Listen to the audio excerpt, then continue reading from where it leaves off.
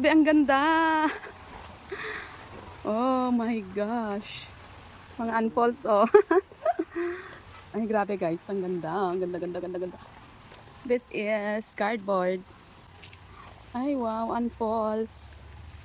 Ala. Buwan ata, tagbalin. Harvest. Tapos, ano sa lang, aguray, ah.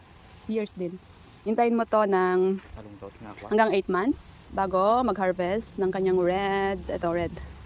Tapos, itanim mo. Hintay ka ng 6 months to 1 year. Pwede mo nang ibenta. Mga seedling pa. Yeah. Oh, yellow. Meron akong ganito.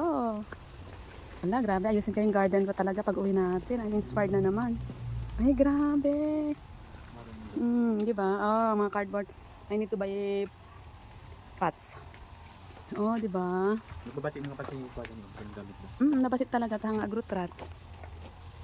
Ala, this one, oh. Black red. Ang ganda nito. Dati red na kung green. Inag-mature ta, green to lang. Cardboard. Oh, di ba? Ala, I have this, meron akong ganitong variety. Black copper. Pero uri kakabsat.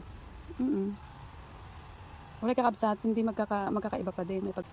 May buti pa sila. Merong cardboard na gold, yellow. Unfold dati, cardboard dati.